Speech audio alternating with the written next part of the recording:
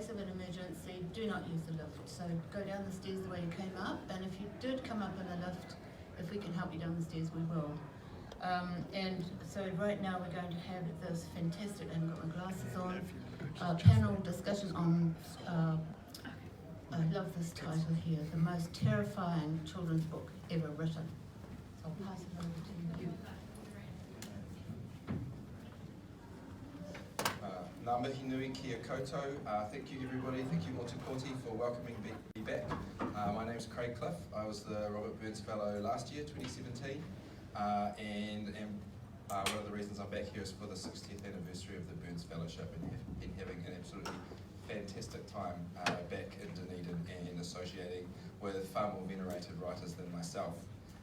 We're doing double duty in the next hour with a crossover from the Burns and from the panel previous and the one that will follow us with a crossover with the New Zealand Young Writers Festival.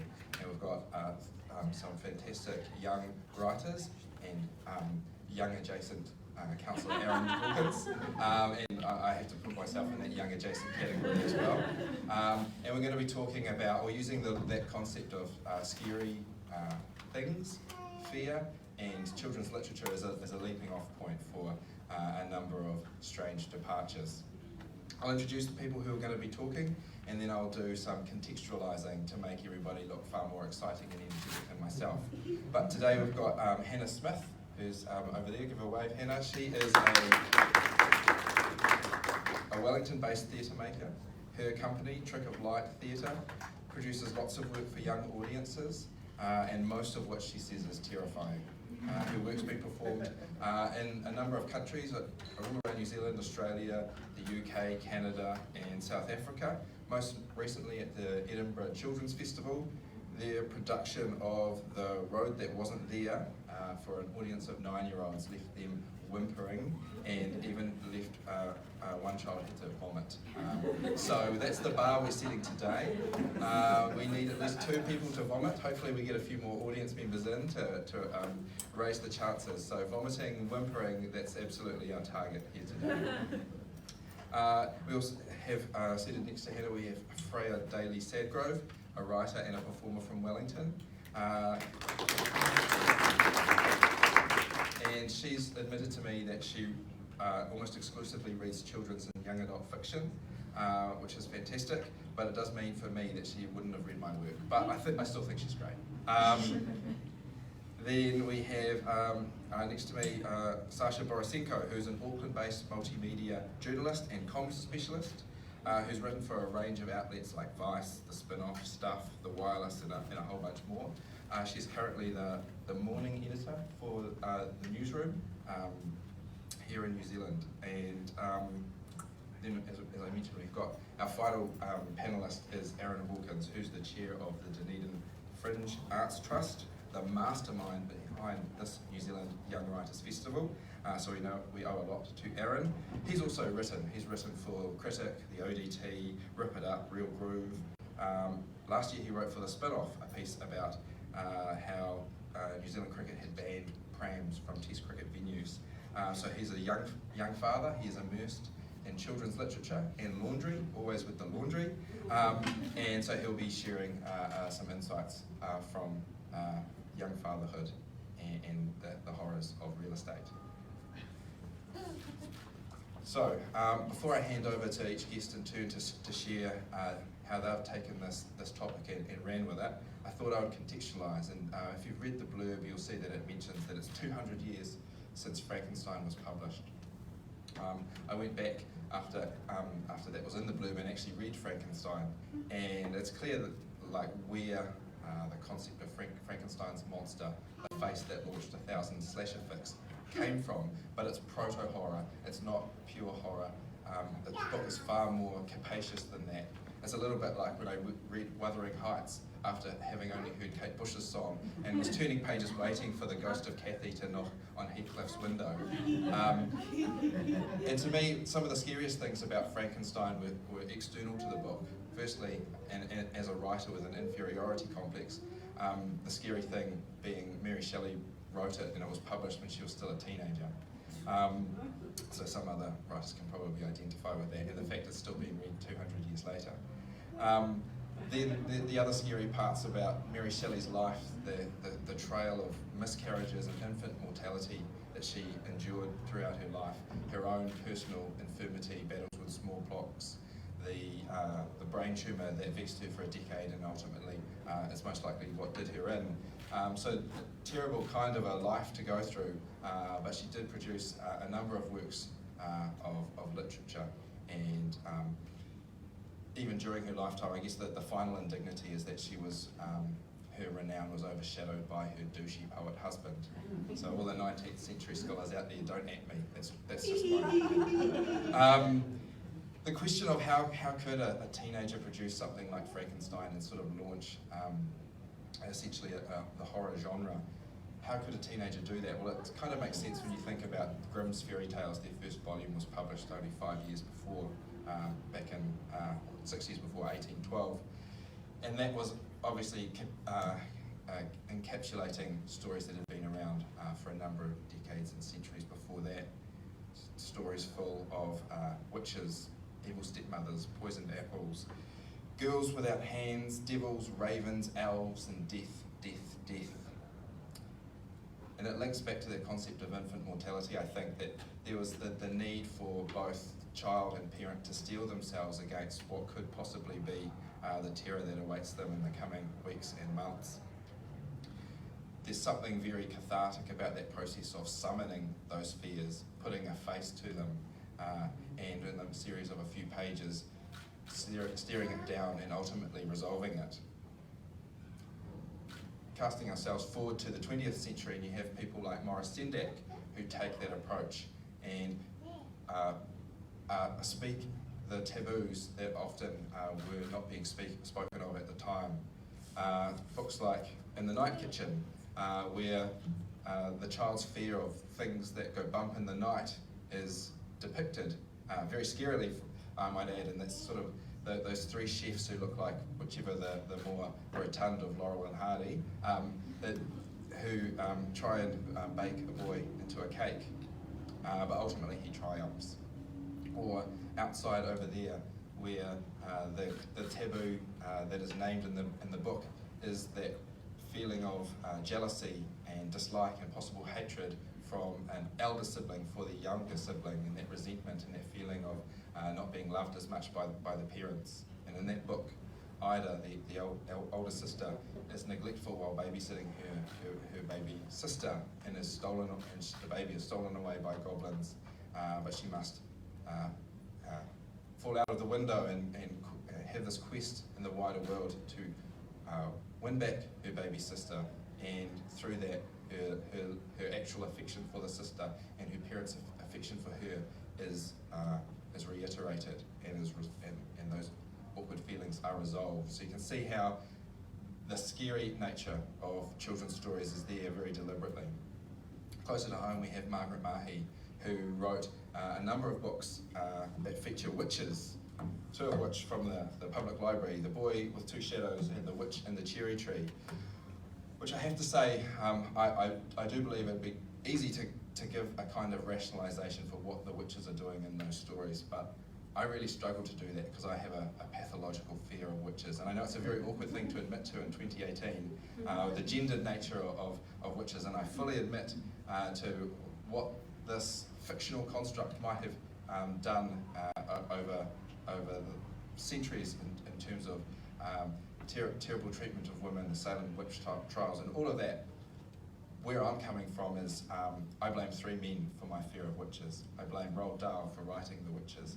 I blame Nicholas Roeg for directing the 1990 film adaptation. And I blame Jackson Wong, my friend, for taking me to see it in 1990. So I was 7 years old, far too young to see that movie.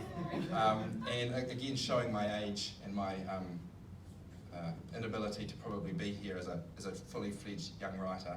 So 1990 they still had intermissions, at least they did in Palmerston North. And after the intermission, what had been a full theatre to watch The Witches was only 1/3 full. 2/3 of the theatre had fled in fear. Unfortunately, Jackson and I were frozen to our seats. We couldn't get up in the intermission, so we still had to be there. And we were horrified by scenes such as Angelica Houston pulling off her wig and most of her face to reveal her true face, which was some kind of combination of the child catcher from Chitty Chitty Bang Bang and the crypt keeper from Tales from the Crypt. Previously, the two most scary images that I'd ever seen, but matched up.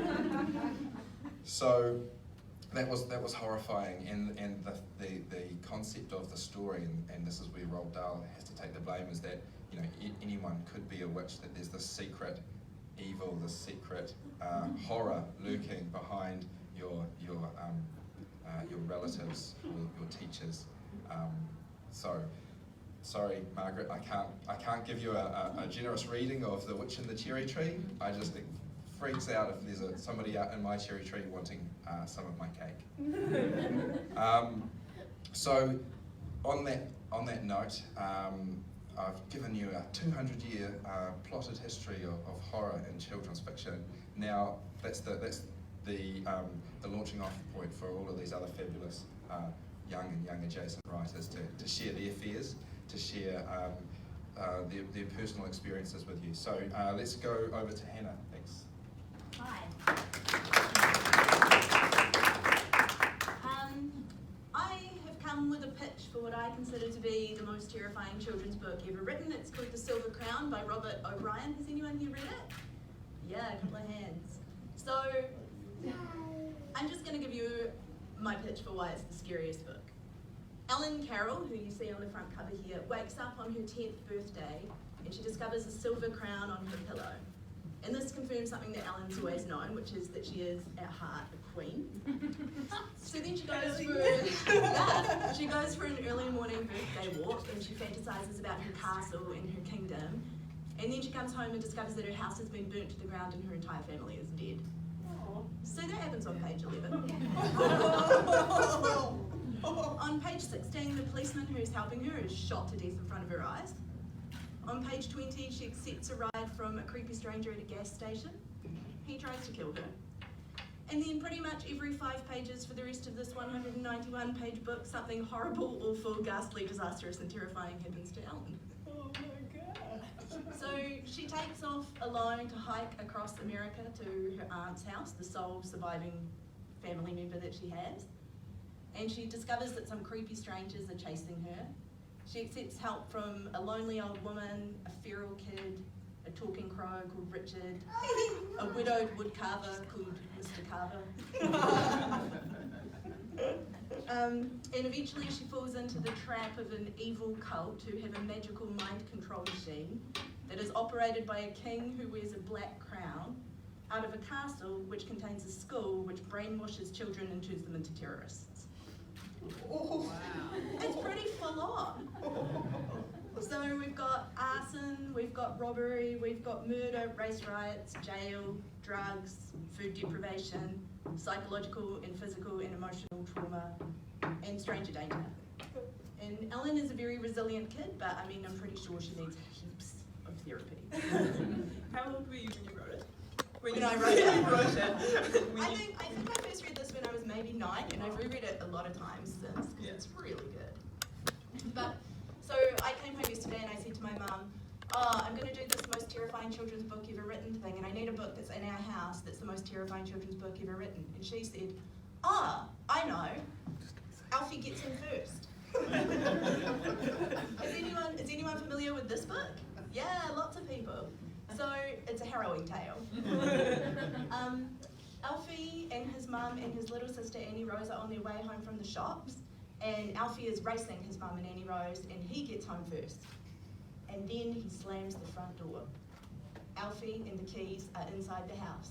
Mum and Annie Rose are on the front step. No spoilers, but it does get resolved. With the help of the neighbours, the milkman, a builder, and a girl called Maureen, Alfie eventually manages to open the front door. But what struck me thinking about these 2 books is that ultimately they're about the same thing, which is that at some point in your life, your family are going to be burnt to death by a crazy cult, or shut outside the front door, and you're going to have to resolve those problems all by yourself. Neoliberalism. Yeah. Yeah, that's my pitch. Is there one passage in particular that's truly horrifying from the Silver Crown? Shall I read Just a you page. one of the things that the brainwashed children chant? Yeah. Yes. Hang on, you just have to give me a little moment to find it. So Ellen creeps into the castle in disguise to find out what's going on in there with all the brainwashed children. And they are learning lessons, and this is their lesson, Mary Had a Little Lamb. Mary had a little lamb, its fleece was white as snow, and everywhere that Mary went, the lamb was sure to go. So far so good, thought Ellen. But then, it followed her to school one day, which was against the rule. It bit the teacher on the leg and knocked her off the stool. That's wrong, thought Ellen. Hit the teacher, all the children cried, and each of them picked up a rock and stoned her till she died.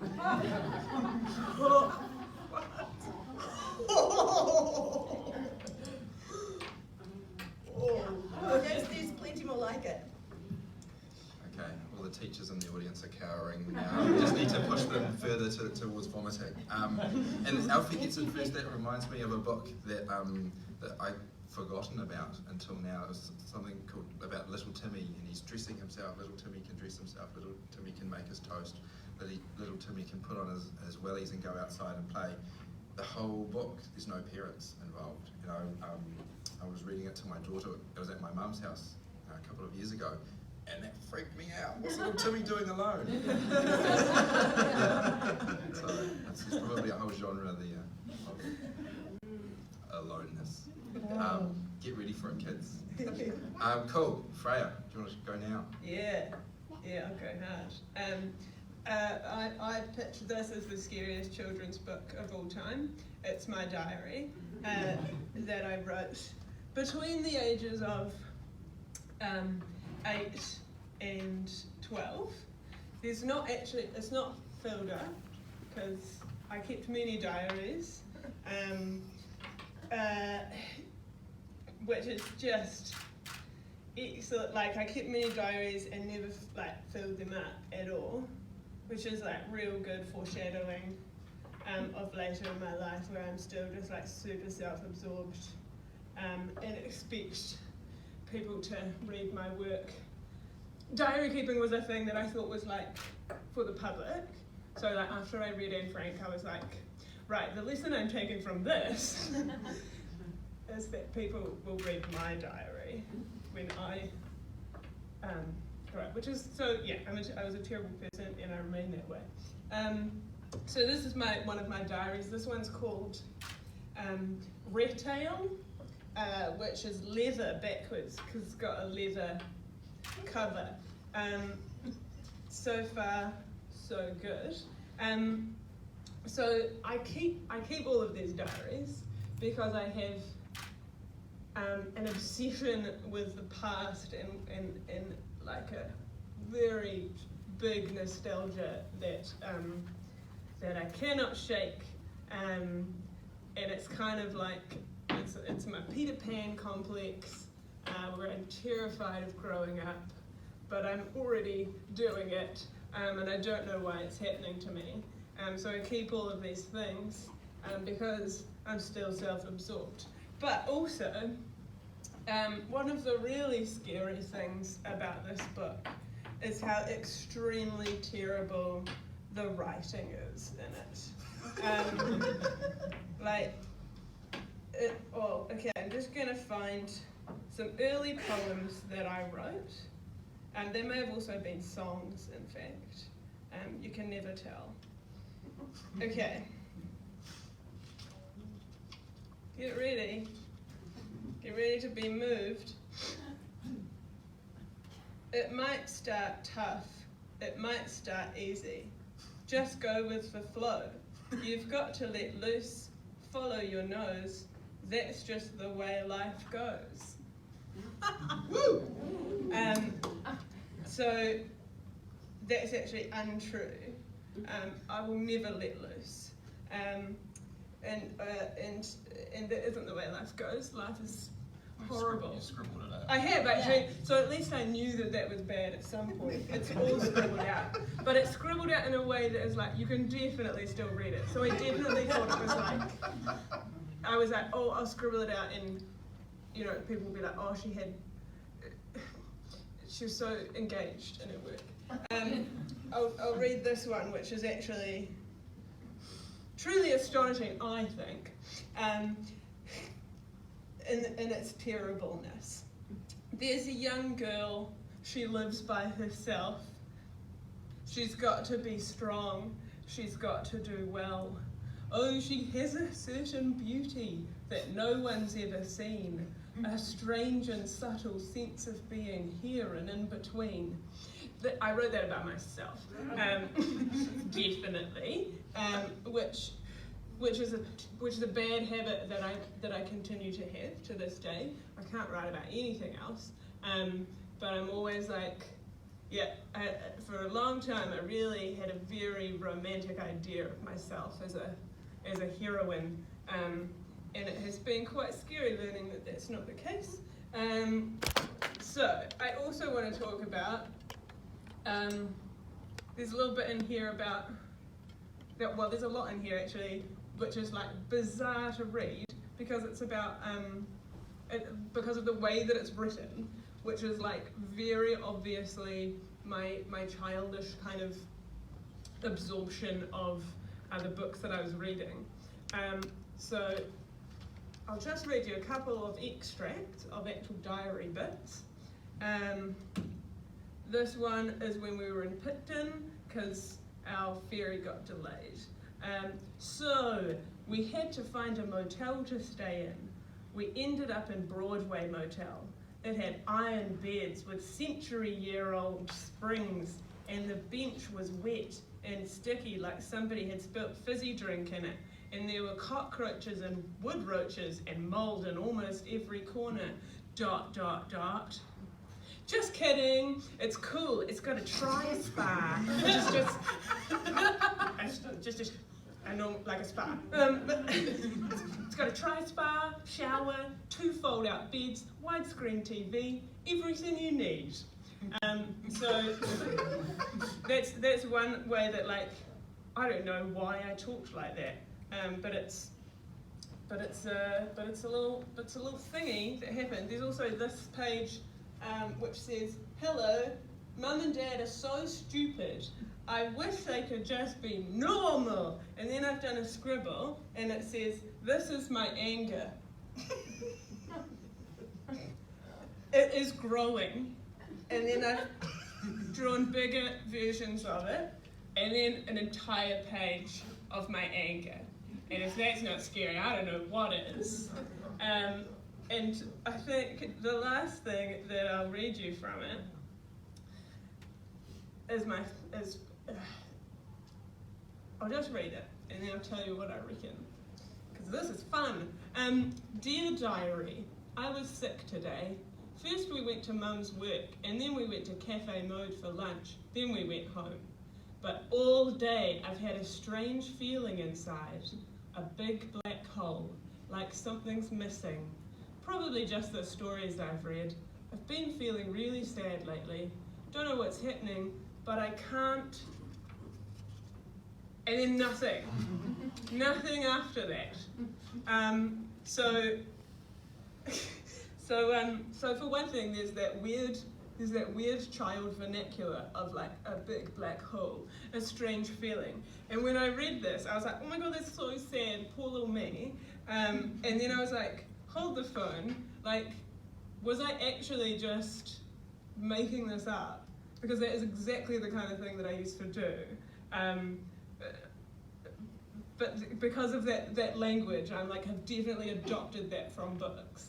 And I'm actually talking about the stories that I've read, and which is an indication of, you know, the kind of stories I was reading. They were pretty bleak. But then I'm like, no, actually, I think I was really sad, and I just had these really bizarre tools to express it. And then I've ended on a cliffhanger, and what has followed is just like being alive, like the scariest journey of all. So that's my pitch. Fucking scary. Yeah.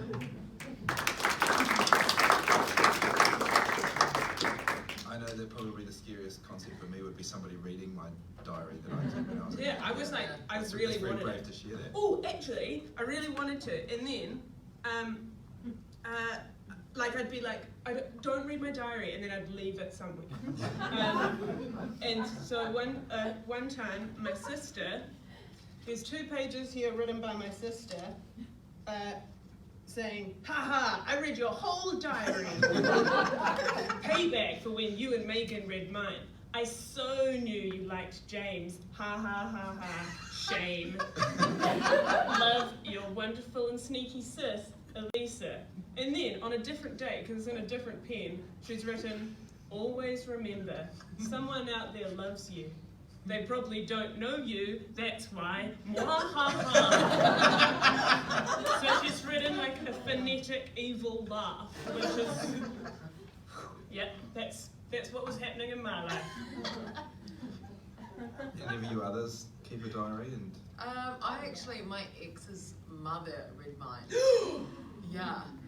Like, was it? And just the circumstance was such that I had a box of things in the house, in her house, and then the box, I don't know, got mouldy or something, and then when I got the box back, there was the diary open on like a couple of pages about her. But there was just enough margin of error for me to think, maybe not though. You know? Needless to say, we broke up. You know.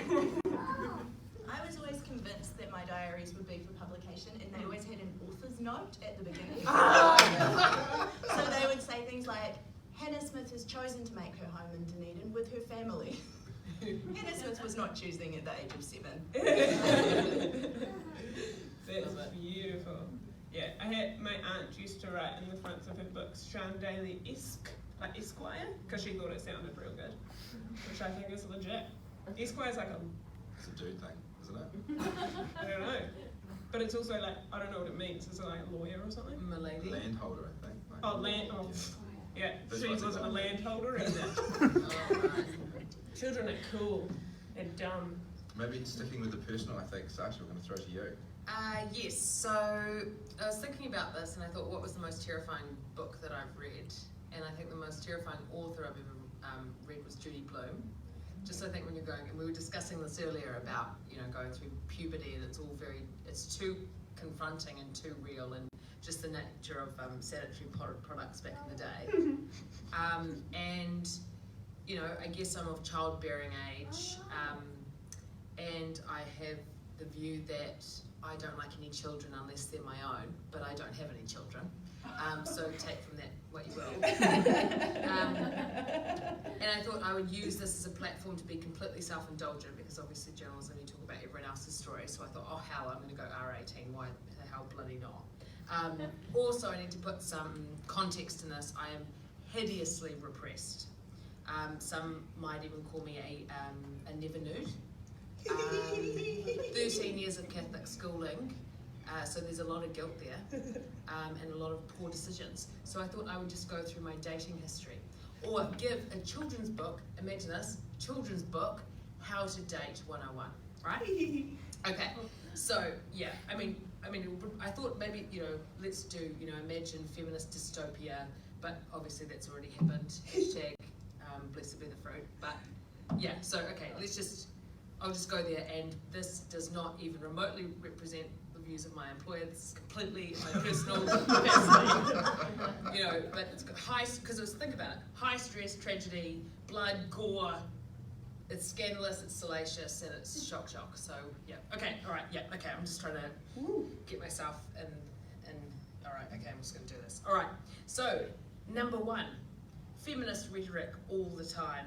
Tell men that they are misogynist to their faces. Number 2, give boys cute names. historically speaking, there was BP Guy, Dad Bod was one, Mr. Juice Man, Countdown Boy, and all these people knew that these were their nicknames. Okay, all right, I'm just going to go there. All right, I'm going to try and talk in nuance.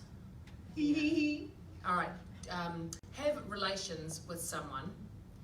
Meanwhile, insert a precautionary sanitary product. Take said sanitary product out and put beside the bed, thinking you'll pick it up the next morning. Forget about it.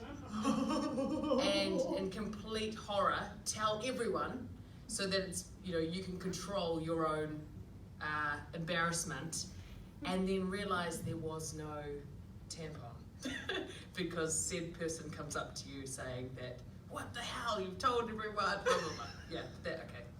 That went down like a lead balloon and it felt it. All right, definitely don't take any advice from friends or family, even though you seek it at all times. Definitely do bake cookies for any love interest and put them in the mailbox of said love interest outside their house. Okay, definitely knit a scarf for a love interest and send it without any sort of message and hope that they read between the lines of all your efforts. Okay, do engage and try and go on Tinder while on a cruise with your mother and sister, only to realise that there is no one on Tinder with the entire cruise, so instead get completely obliterated and end the night in sleeping in a futon next to your mother, vomiting into a bucket at age 29. Definitely send a Google image of a pregnancy test, a positive one, to all your latest love interests for April Fools. That will definitely go down well.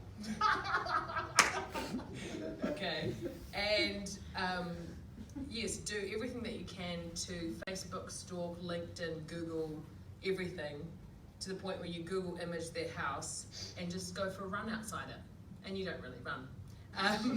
Okay, and then I've got two stories that are friends, and I just thought they were so ridiculous.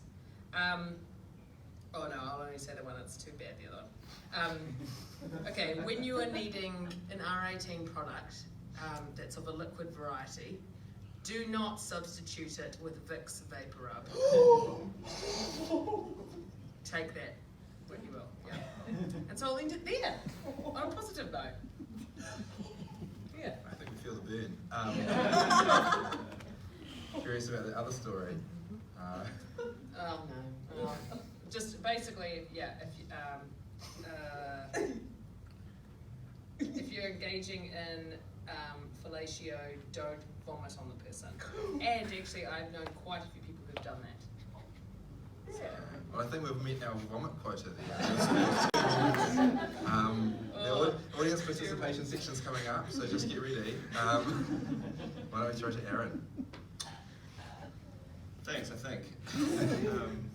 That's quite something to follow. Thanks, Sasha. Children's been thinking a lot about what is terrifying since we decided that we were going to do this. And when I was growing up, I had quite liberal parents and slash absent, you can frame it how you will. And so I'd read Stephen King's Christine for silent reading in Form 1, or Trainspotting in Form 2. And once I went home for lunch to make sure I could see the end of 7 before I had to go back to the video store, because there were only overnight rentals then. I think there was 3rd, 4th form. So some might say that I've become somewhat desensitized to things that are horrific, or things that are terrifying. But it's also possible that as I get older and the sheer horror of the world becomes more apparent, environmentally, economically, geopolitically, that I've gone looking for things that willingly or otherwise have aided and abetted our worst excesses as a species. So I've been thinking about that and preparing for this. What is what is truly terrifying. And part of that terror certainly is, for me, work that has such far-reaching repercussions, but was hiding in plain sight the whole time. And another part of it is imagining what more contemporary work can suggest of our future. I would note that in the past 12 to 18 months, I've read each of these books dozens, if not hundreds of times. So it is possible that this is sort of some kind of magic eye level abstraction where by staring too long and too often into the abyss, things have appeared that don't actually exist, like the pirate ship. So that's possible, or not, but it will make sense later, I promise, or your money back. So first up is Eric Carle's 1969 work, The Very Hungry Caterpillar, which is such an amazing illustration aesthetic, and I think his strongest work, his most famous work, for a reason. That said, I am a fan of his latest stuff. 2015's The Nonsense Shows, a kind of a light surrealism, which is described on Goodreads by the school teacher Althea thus. When I first picked up this book, I thought to myself, I think Eric Carle has finally lost it. Being a tad creeped out, I hastily cast the book aside.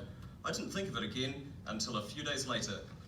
Not knowing what to expect, I added this book to the pile, and let me tell you, those kids lost their tiny minds. So if that's not a ringing endorsement, I don't know what is. So this caterpillar celebrates its 50th birthday this year.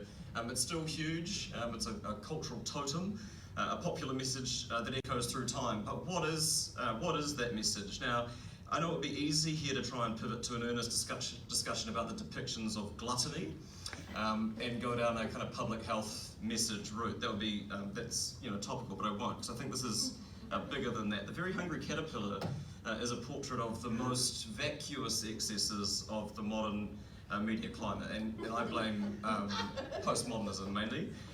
Now, you say it might be a bit of a stretch. Oh, sorry, sorry, lost my place. It's unable to be read any longer as the literal life cycle of the butterfly, pūririhua. It's now simply a metaphor, a prototype for the instant gratification of the social media age. Now you say that might be a bit of a stretch for the wee champ born in the light of the moon on a leaf, but it's a case study, I think, in the young and aspiring influencer. It's just pictures of him travelling, feasting, lounging about, and the final insult, being rewarded with extravagant beauty without any of the work someone might assume would be required to obtain it. So this is, if nothing else, this is surely the millennial dream. A listless and lazy generation, myself included, who grew up wrapped in the cotton wool of participation and health and safety, and crave little other than the monetization of our instant gratification. It's shallow and unproductive, and hard upon the reflection of literally hours of rereading this text now, not to see Eric Carle's masterpiece as the text of the Instagram generation, and as such, a pox on our society as a whole. I call this rant children's literature in the horror of home ownership. Books that have been passed down to us and further entrenched a worldview that makes it increasingly unrealistic for whole generations of people to even consider buying property. Partly that is due to the fecklessness I've outlined above, our own fault, but I don't think it's fair, as many older, well-remunerated newspaper columnists might, to pin all of the blame on young people themselves. They're also up against reactionary social forces and decades of post-war town planning that has privileged low-density housing and suburban sprawl, both of which are exemplified in Lynley Dodd's Harry McCleary universe. Which could be anywhere in New Zealand that grew to any real degree after World War II, any of those horrific suburban nightmares. I choose to always think of it as Tauranga, the absolute worst of these. And here we have Harry McCleary from Donaldson's Dairy from 1983, Scattercat from 1985, in this sort of later flipbook omnibus edition paired with 1999 Zachary Quack. And Slinky Malinky Open the Door from 1993. This feeding of a nostalgia for a leafy suburban hellscape, one sprawling gated community of absentee pedigree dog owners, and such is the sense of entitlement that we're dealing with here. Here they all are, the chattering classes and their territorial glory in the original Donaldson's Dairy adventure. You got McCleary's own kind of archetypical white picket fence, of course. The more ornate, wrought iron affectation at Bottomley Potts's. And then the kind of high hedges and monumental brickwork further down the road, creating a fortress-like environment that alienates passers-by in the public realm. Because the idea that private property rights are inalienable and that no consideration need to be given to the greater public good, essentially the ACT Party manifesto, and this is what we're dealing with here. Elsewhere, in Slinky Malinky Open the Door, you find a portrait of lousy tenants trashing a property that doesn't belong to them. Little more than an advertisement for the perpetuation of our liberal tenancy laws. Other texts are more revealing, I think, in their veneration of the individual.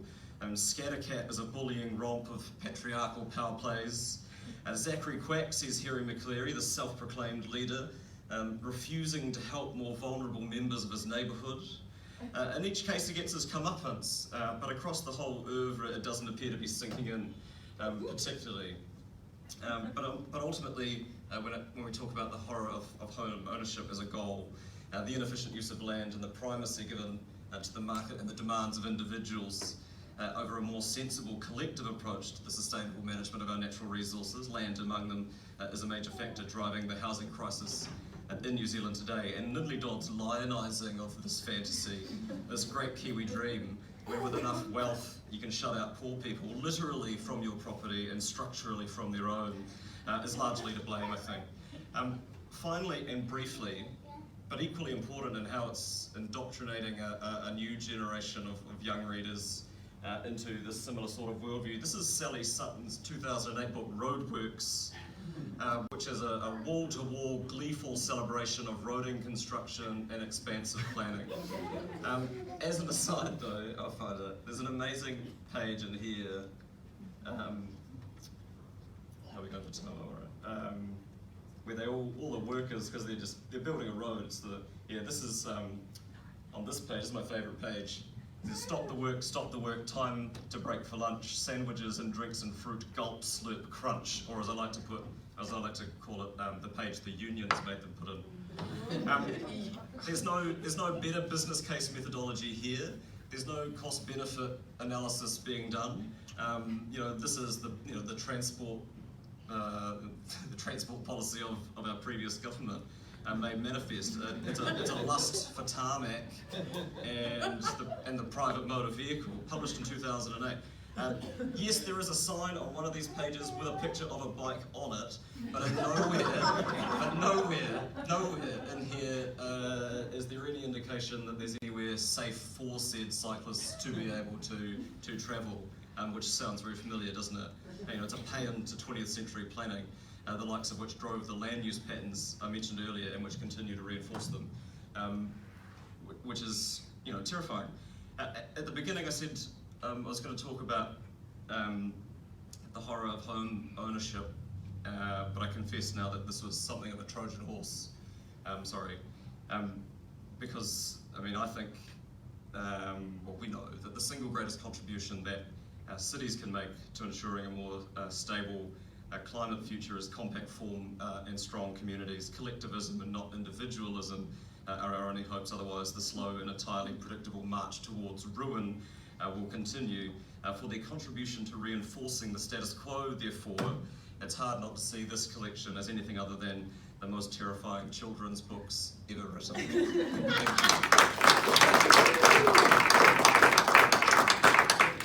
Yeah, so much to feed off from that.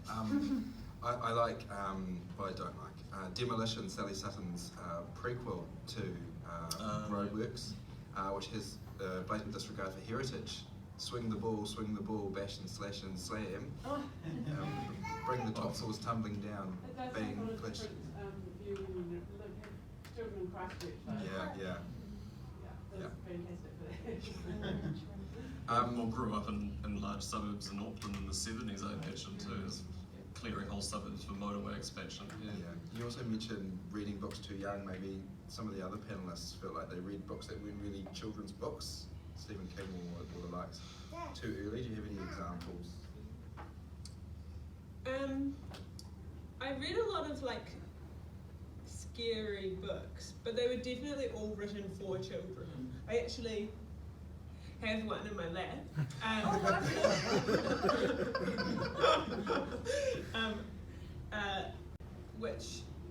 Which is like definitely a children's book, but it's has anyone read this? Yes, it's a great read. It's so good. It's part of a trilogy called? called the Wind on Fire trilogy. This one's called The Wind Singer. But throughout the books, and I'm pretty sure they are the books that I was reading when I wrote. There's a big dark hole inside me. There's a society that is like forcing people to. It's like you have to be like intellectually good to like move up society, and like you have to pass tests and exams, and if you're like not like an exams person, then you end up in these like horrific slums around the outside of the city, and then like they go across the desert, and then they meet this terrifying person who has an army of indestructible children called the Tsars, and they like come across the entire desert with swords going kill, kill, kill, kill, kill, kill, kill. And then in the next one, there's like they go and they become slaves, and some of them are set on fire in cages. And then in the third one, like someone tries to eat them. They're so scary, but it's so well written. And like I was definitely like made really.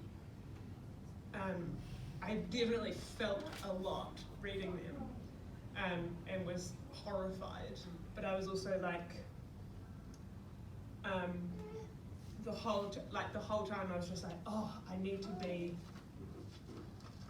a good person. I think it's like, I don't know. I think that scary stories for children are totally like an empathy builder. It's such a good building block. Like for a person, I think, to like, I don't know. Do you Ooh, know what I Harry mean? Potter, Love Thy Neighbour, right? Isn't Yes. that was Dumbledore's plea or whatnot? Yes, although interesting more modern readings of Harry Potter. Yes. Around. What is the thing today that kids read that's, Twilight? They don't read that anymore. Don't they? No, they don't. They read That's they read. hideous. How old? How old are we talking? Tween. Tweens. I mean, there's a whole lot of like sicklet now, which What's sicklet? it's like Kids with cancer. kids with cancer. Yeah. No way. And then like John Green kind of sparked that. And then there's a whole lot of like scary stuff that's like people hurting themselves and stuff. That's like real popular. That's weird. For context, worked at the children's bookshop. I find that scary. I don't know. Down buzz. What about Flowers in the Attic? Did anyone read that? Oh, I read that. It is full on. I didn't. I had no awareness of that while I was growing up. I was working on a book that featured twins who are neglected by their parents, and started telling the plot to my friend, and she said, "That sounds like Flowers in the Attic," and I'm like, "Oh, doesn't mean anything." Then I looked it up, and I'm like, "Shit!" And I was writing something for adults, and that stuff was pretty full on.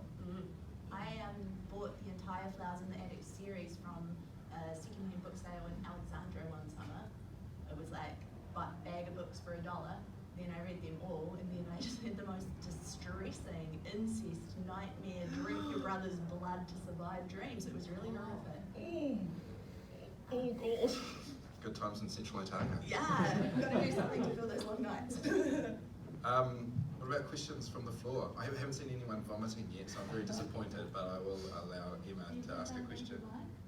I'll try and be loud. Yeah. I was actually thinking about the sort of the good scary and the bad scary, because you were talking about whether We might just get a mic for the recording. It's also really hard to mute you. Away across the other side of the room.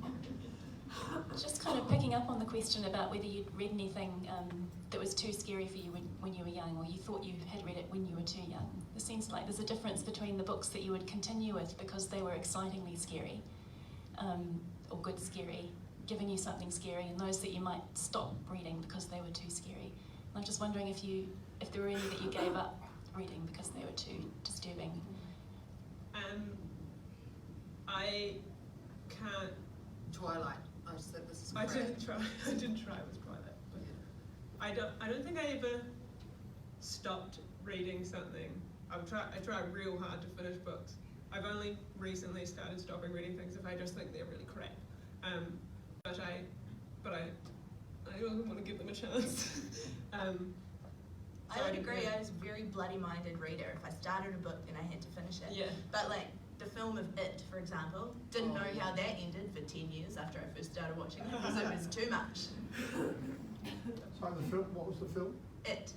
Oh. Like, the ending isn't scary. If I'd only persevered, it would have been much less frightening. Yeah, well that's the... What I find interesting is rereading books that I read as a child and realising that there is a love story as the central plot that like completely went over my head. It's really bizarre, and I'll be like, what did I think those characters were talking to each other about? Maybe I just skipped them wholesale. Yeah, you realise that as a parent when you're reading things to your children, and then they, like I often do collaborative bedtime stories with my daughter, and she'll be taking the bits that she's liked from the actual books that we've read and putting them in, and it's never the important things, it's always the tiny little things that she's latched onto. And I have to admit that I'm actually very bad at these collaborative stories, and I'm stopping them. So there's no second chapter because I say that we've gone off track, darling. This has gone wrong. So a recent example was talking about a birthday party for a 6-year-old girl because my daughter's 5, so you always cast the age forward a little bit and say, "What's your name?" And she'll say, "Pauline." Okay, Pauline's getting all of her relatives there, but her uncle, what's her uncle's name? Oh, it's Stuart. Okay, so Uncle Stuart he's late, he can't make it to the party, he comes the next day. It's a tiny little present. What's in the present? Pencil sharpener. Okay, cool. But it's a magic pencil sharpener. And she finds that you can put anything sort of pencil shaped in there and it turns into a pencil. You know, she puts in the end of the wooden spoon, and then there's a little writing implement on the end. And then naturally she looks at it and thinks, "Oh, my finger could fit in there." So she puts her finger in there and she's got a pencil and it's amazing. And then she ends up with 10 pencil digits and can't resolve it. And I'm like, I got distracted, darling. Well, can you go to sleep? The thought of sort of Edward pencil fingers. And then once she manages to go to sleep after the crying stops, I thought, if only Uncle Stuart arrived with a magical eraser. But I haven't yet been managed to finish that story. Pencil fingers. Pauline pencil fingers. You need to write that book. Yeah. I think that's why I don't write children's fiction. Cool. Any other questions? And we can squeeze in another question if you want to. Thanks, guys. I really enjoy this discussion, especially because I have 3 children, and so I've been noting down some books to read them to. I guess my question was about the sort of distinction between the kind of horror, gore, endless terrible things happening after every endless terrible things, and something that really is disturbing. I could see how having pencil fingers could be disturbing in a way. It's not so horrific in a conventional way, but deeply disturbing in terms of how your life would be transformed. And I was thinking about that in terms of my own son. My middle son in particular is, immune to any horror. Gore, violence. He wanted me to read him the Maze Runner books. I don't know if you've encountered them, but sort of endless, people getting killed in horrific, horrible ways, page after page after page. And yet it's not really that scary because it's just, you get used to it. It's a bit dreary to read, but I remember reading to him, and admittedly he was younger, but Pinocchio. And that's just the painful, the way in which, you see the right thing for him to do, and every time he makes the wrong decision. Yeah. And my son, who can cope with all this violence and gore, we had to stop. It was too much. We tried several times, we could never get more than about one chapter in. Isn't it kind of the closest that it is to reality? That's the most disturbing experience that you can possibly gain. Like, yeah. Well, I mean, it's a question of processing dramatic tension, right? And that's something that evolves with time. But I mean, I think you're right. That kind of cartoony violence isn't so much of an issue. There's a whole genre of like kids' picture books that are kind of like, I mean, they're written to help you process significant life events. Like a lot of them, occasionally, my family's gone now, but you get out books and it turns out they're about like teaching your son or your child that you're about to have another child. They're quite weird, and sometimes I should probably pay closer attention before we get them out. But there's one I'm reading at the moment by Benji Davies called Granddad's Island, and it's about a kid who finds his granddad in the attic, and then they go away to this. They find a secret door, and they get on a boat and go to this island, and then the granddad's like, "I'm not coming back," and then the granddad disappears. It's like, that's horrifying in the sense that this is clearly written for children trying to deal with the fact that their grandparents have died, but in a really fun and colourful way, and he gets to hang out with the orangutans, and that's cool. And sometimes he sends letters back, and that's quite cool. But yeah, it's a real, like there's this whole genre of books with a really heavy emotional subtext that isn't horrifying, but it is horrific. And thankfully he's only 2.5, and I don't have to get to the point of having to explain them, because that's not my strength necessarily either. But it is, it's like a kind of a seething, dark tone to a high contrast illustrated kids story, which is quite a tension that I'm quite enjoying exploring. Here's the microphone. Reminds me a little bit of when we were little and we used to sing Ring a Ring a Rosies at school. You know, those kinds of. Pardon? What fun! I know, and it's all those lessons you learn, and nobody ever mentioned. You haven't mentioned any of the fairy tales from Europe and England, and they're pretty awful. Rooms we had. Or the earlier version of The Little Mermaid. Yeah. Awful. Or the juniper tree, if anyone knows that one, that's the worst. Yeah. Oh. I was going to ask about Straw Peter. Is anybody ever frightened by Straw Peter? It seems so extreme. Yeah, and I guess riffing off that concept, there's things that aren't horrifying that I can't stand as a reasonably uptight and anxious person. Even as a kid, I couldn't watch Bean, a disaster movie, Mr. Bean, because he was making the wrong decisions all the time. And I'm like, don't do that. Like I can't even if my brother was going to be late for school, I'd get very pent up about it. So that was more of a trigger for me than anything horrific. Yeah, like cringe comedy. I find so. Yeah, it's just. Okay, It's like supposed to I be need to funny, vomit and you're now. like, just sort your shit out. Like, stop it.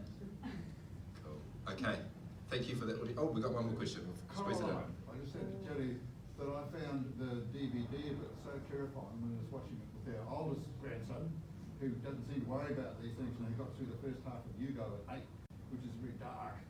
And then soon afterwards I showed him Coraline. I was so terrified I had to get him to stop it. So, some of these things can be really scary for adults in their 60s, for goodness sake. And, it doesn't change really. It sort of runs across the whole of your lifespan. That sort of. That's pretty scary, The button eyes. The button eyes. Yeah, and that's the parents being replaced. Is that getting ready for the world to change. Yeah. It remains for me to thank, first of all, our participants, Hannah Smith, Danny Sandgrove, Sasha Morosenko, and Aaron Hawkins. Thanks to the Dunedin Public Art Gallery for hosting this event and all the events today. It's fantastic. Thanks to the University of Otago, in particular the Department of English and Linguistics, for all the weight that they've put in behind the Burns Get Together. And thank you all for coming here today. Kia ora.